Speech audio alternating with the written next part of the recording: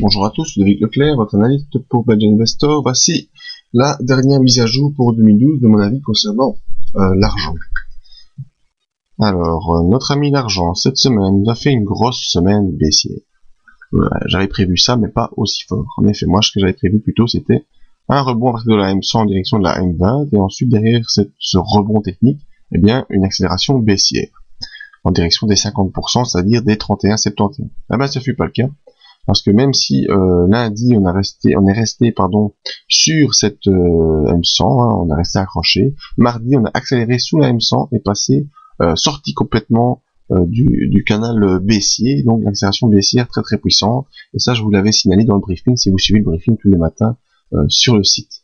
On a continué mercredi, jeudi par des grosses accélérations, c'est-à-dire 3 sorties des bandes de Bollinger, ça c'est assez impressionnant pour le signaler, et on est venu rebondir sur le bas du canal haussier hebdomadaire avec un rebond qui n'a pas pu refranchir les 72%, donc c'est un mauvais signe, et qui n'a pas non plus pu réintégrer les bandes de Bollinger. Si vous voyez, la bande de Bollinger inférieure est à 30, 26, 65, et le cours clôture à 30, 23, donc 3230, alors que l'objectif était à 3265. Donc on clôture encore une fois en dehors des bandes de Bollinger. Enfin, je pense que ce rebond devrait se poursuivre, en tout cas latéraliser, pour permettre aux signaux graphiques de rattraper l'impulsion, parce que c'est rarement le cas que l'impulsion soit complètement en dehors de tout signaux graphique.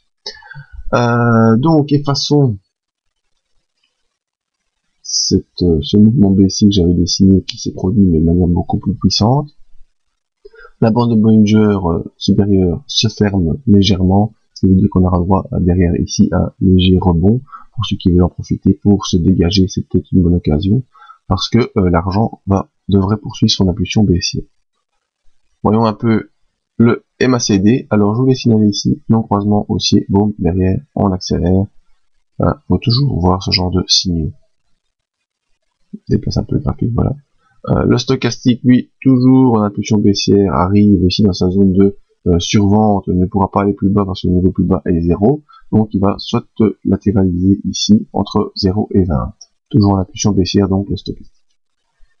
Le RSI est repassé dans sa zone d'accélération baissière également. Et les volumes, malgré une tentative de rebond des volumes, et bien derrière on a lessivé tout le monde, des gros volumes baissiers, on a fait péter tous les stops comme disent certains. Une grosse main est probablement derrière ça, et les grosses ventes ici se produisent massivement sur l'argent. Alors qu'est-ce qu'il faut regarder maintenant? Il faut pouvoir prendre un peu de recul à mon sens.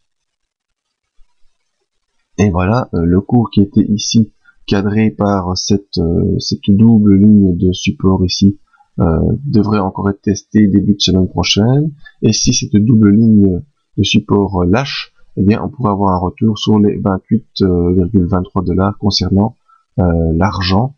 Maintenant, si on a un rebond, eh bien surveiller dans ce rebond un retour sur les niveaux de retracement de Fibonacci, et pourquoi pas un pullback ici sur le bas du canal baissier.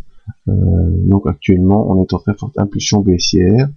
Clôture sous les 30 nous amènerait vers 28-23, et si rebond il y a, on devrait aller tester au-dessus des 30 $, cette zone ici du canal baissier. Donc voilà, je suis baissier sur l'argent pour cette fin d'année.